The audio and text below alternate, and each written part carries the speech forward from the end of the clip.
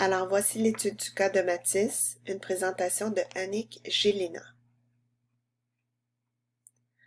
Tout d'abord, dans un premier temps, nous allons faire la présentation de l'élève. Nous allons parler de son histoire familiale, sociale et personnelle, de son cheminement et de son rendement scolaire, de ses particularités au niveau cognitif, affectif, comportemental et médical, ainsi que des relations qu'il entretient avec ses pairs et ses enseignants. Dans un deuxième temps, nous allons parler des facteurs de risque, des facteurs de protection et de toute autre information qui pourrait être pertinente à l'étude de son cas. Parlons tout d'abord de son histoire familiale, sociale et personnelle. Mathis est un jeune garçon de 14 ans et il vit avec sa mère à Saint-Jérôme. Il vit dans une famille monoparentale, plus précisément seulement avec la mère, et le père est très peu présent. Mathis a des contacts sporadiques avec le père par téléphone ou en personne, mais celui-ci passe de longues périodes sans prendre de ses nouvelles. Il n'y a donc aucune présence masculine auprès de l'enfant à la maison. La maman a une formation professionnelle secondaire et elle travaille dans le milieu de la santé comme aide aux résidents. Le revenu familial est faible, ce qui occasionne du stress à la maison. Le père fait tout pour ne pas contribuer à la pension alimentaire. La mère ne peut donc pas se fier à ce revenu pour combler les fins de mois. La mère fait tout ce qu'elle peut pour aider son fils, mais ses ressources en termes de temps et de capacité intellectuelle sont limitées. Mathis souffre d'un manque d'encadrement à la maison, la mère étant souvent dépassée par les événements et par les difficultés que rencontre son fils. D'ailleurs, celle-ci s'est mise à consommer régulièrement de l'alcool pour faire baisser son niveau de stress. Mathis a eu une phase de dépression et il a tenté de s'étrangler avec un foulard à cause du rejet de son père. La mère, se rendant compte qu'elle n'y arrivait pas, a demandé de l'aide de l'extérieur au CLSC pour avoir du soutien. Il y a eu une plainte à la DPJ pour négligence, pour manque d'encadrement et les problèmes d'alcool de la mère, de la part d'un intervenant, et l'enfant a été retiré de sa famille pour une période de 12 mois. Il a été placé en centre jeunesse. Il est maintenant de retour dans sa famille.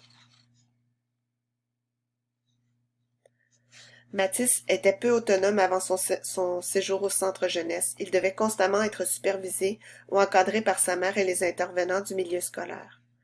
Après son séjour, cela s'est un peu amélioré, mais cela reste toujours à travailler et à surveiller.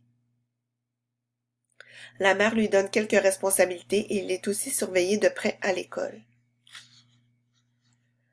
Mathis fréquente actuellement la polyvalente des Hauts-Sommets dans une classe de soutien aux apprentissages. Selon son cheminement, il a un retard d'1 ou 2 années selon les matières. L'an prochain, il sera transféré dans une école pouvant le préparer au marché du travail, une école offrant la formation professionnelle. Mathis a développé des troubles de comportement lorsqu'il rencontre des difficultés. Il feint des absences mentales et des pertes d'énergie soudaines.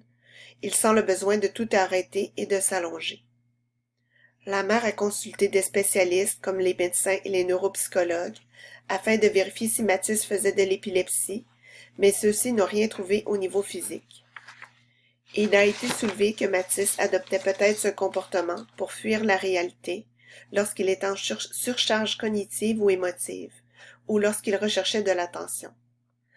Mathis a été diagnostiqué comme ayant un trouble de l'attention. Il a beaucoup de difficultés à se faire des amis. Il est assez influençable, ce qui inquiète beaucoup la mère. Dernièrement, il s'est mis à fréquenter des jeunes peu recommandables et sa mère a dû intervenir. Mathis a une très faible estime de lui-même. Pour le rendement scolaire, Mathis a de grandes difficultés au niveau scolaire, surtout en français. Il était constamment en échec dans cette matière au primaire. Un diagnostic de dysphasie a été observé. Il a une grande difficulté en compréhension de texte et en fluidité, et en inférence en lecture. Mathis a un retard d'environ 2 ans en français et d'1 an en mathématiques. Au niveau des mathématiques, ce sont souvent les résolutions de problèmes qui lui causent un défi, car il a de la difficulté à comprendre l'ensemble du problème à l'écrit. Il doit morceler la tâche pour bien comprendre. Mathis est dans une classe de soutien adaptée pour les élèves ayant un trouble de l'apprentissage. Malgré cela, il doit parfois assister à des récupérations. Mathis fait ses devoirs, mais il doit être supervisé par la mère. Il lui est arrivé à quelques reprises de cacher ou d'oublier ses devoirs et de se retrouver avec des devoirs non faits. Mathis a changé d'école au moins 3 fois jusqu'à maintenant. Il a fréquenté 2 écoles primaires de 2 quartiers différents et une école secondaire. L'an prochain, il devra changer d'école à nouveau. À la maison, Mathis fait peu de lecture et il n'est pas vraiment motivé par la mère en ce sens. Il s'exprime bien à l'oral, mais parfois il fait des erreurs de français. Il utilise des expressions en joual. La mère s'exprime aussi de cette façon. Mathis est présent à l'école, mais il a dû s'absenter à quelques reprises pour des examens médicaux. Il est peu motivé par l'école et il voit son entrée à la future école professionnelle comme un échec. Il trouve ça poche. Sur le plan cognitif, affectif et comportemental, sur le plan cognitif, Mathis a de grosses difficultés d'apprentissage. Il a été reconnu comme ayant un déficit de l'attention et un trouble de dysphasie. Ses parents ont aussi souffert des troubles d'apprentissage lorsqu'ils étaient à l'école. Il a la difficulté à faire des inférences, ce qui lui occasionne parfois quelques soucis. Il ne comprend pas les blagues de ses amis ou ne comprend pas le sens d'une information. Sur le plan affectif, Mathis a une très faible estime de lui-même. Il manque beaucoup de confiance en lui. L'absence de la présence du père semble l'affecter, car il réagit fortement lorsque celui-ci ne vient pas le chercher ou ne l'appelle pas. Il est alors triste, il pleure, il devient agressif contre la mère, il déprime et il a des pensées suicidaires. Ces absences ont commencé à se manifester lorsque le père a décidé de mettre fin à leur rencontre en personne, le père ne venant plus le prendre lorsque c'était ses fins de semaine. Mathis s'est senti abandonné par le père. Il était alors très irritable et il jetait le blâme sur la mère.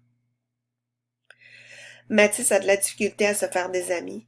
Il est souvent rejeté par les élèves de son âge car il n'arrive pas à comprendre quand les autres font des blagues. Et ses intérêts sont différents.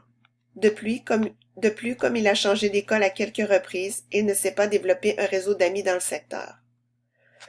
Mathis est moins déprimé qu'avant, mais il lui arrive d'avoir de petites déprimes à nouveau, surtout quand le père reprend contact avec lui par téléphone ou par texto. Mathis se remet donc à ce moment à développer une certaine agressivité verbale envers la mère. Sur le plan comportemental, Mathis est un enfant très docile lorsqu'il est à l'extérieur de la maison. Ses enseignants et ses intervenants le trouvent souvent très attachant. Il est parfois en opposition avec la mère et il veut gérer à sa façon à la maison. Il est parfois désobéissant avec celle-ci. Mathis ne boit pas et ne fume pas et il n'est pas rebelle à ce niveau. Il consulte souvent l'Internet et il peut être influencé de mauvaise façon par les YouTubers en les imitant. Par contre, il est curieux et regarde aussi des vidéos enrichissantes. Mathis est un garçon influençable qui serait prêt à en faire beaucoup pour plaire à ses amis, ce qui inquiète beaucoup la mère. Mathis manque de motivation pour l'école, car ses difficultés scolaires lui semblent insurmontables. Sur le plan médical, Mathis doit prendre de la médication pour son déficit de l'attention. Il ne le prend pas toujours, car parfois il s'oppose à la mère et il ne veut pas les prendre. Lorsque cela se produit, il éprouve de plus grandes difficultés d'attention à l'école. Mathis est aussi suivi pour son problème d'absence. Celle-ci avait cessé pendant le confinement et l'été, mais elle semble être réapparue lors de la rentrée scolaire. Mathis se développe très bien sur le plan physique. Il est plus grand que la moyenne.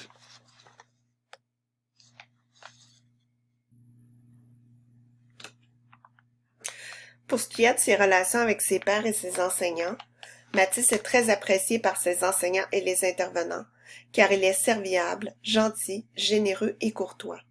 C'est aussi un grand gaillard blond aux yeux bleus, ce qui le rend assez populaire auprès des adultes. Mathis a beaucoup de difficultés à se faire des amis. Ses habiletés sociales sont peu développées.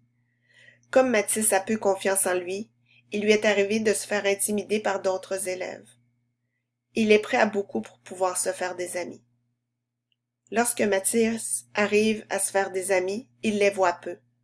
Ses rencontres se limitent surtout à l'école et quelquefois à la maison ou sur Internet.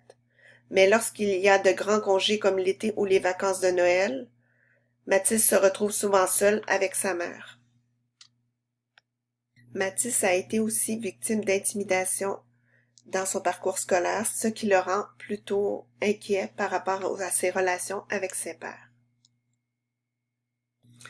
Pour ce qui est des facteurs de risque, voici les facteurs liés à son environnement personnel.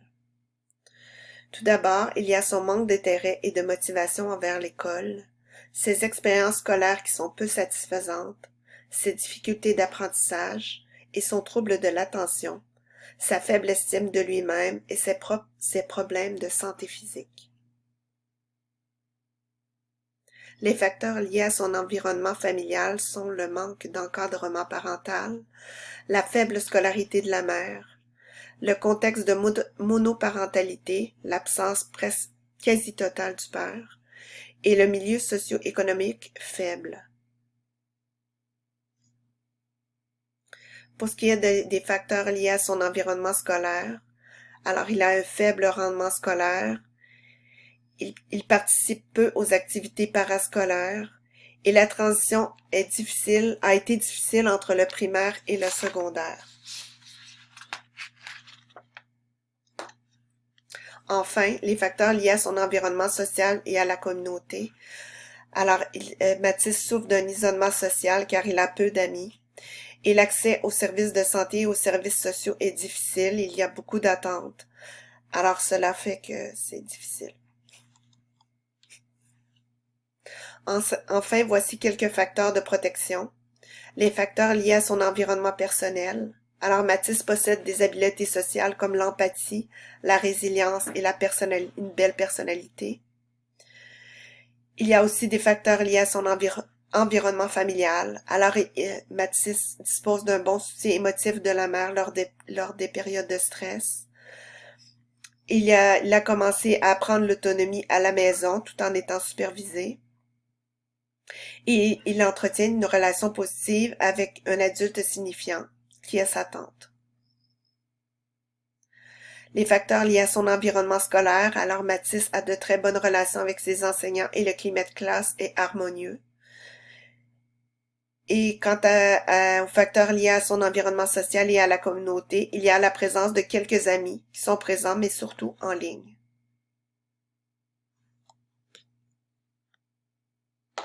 Alors voici les informations complémentaires qui peuvent influencer les apprentissages de Mathis.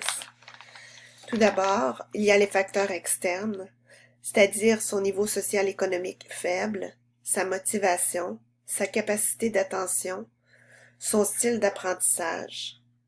Ces facteurs ne sont pas ceux qui nuisent le plus à ses apprentissages. En fait, ce sont les facteurs internes. Les facteurs internes qui nuisent à son apprentissage sont son problème au niveau du traitement de l'information, son rythme d'apprentissage, son problème de motivation et ses problèmes affectifs, son état de santé, son milieu familial monoparental, son niveau socio-économique faible et l'accessibilité aux ressources. Alors, c'est tout ce qui concerne pour la présentation de l'élève. Dans la prochaine présentation, à la partie B, nous allons expliquer les difficultés qui sont en lien avec les deux approches, la critique des interventions de la gestion de classe, les interventions qui seront à privilégier dans le cas de Mathis. Nous allons élaborer un plan d'intervention adapté et nous allons analyser notre apport dans un développement professionnel. Merci.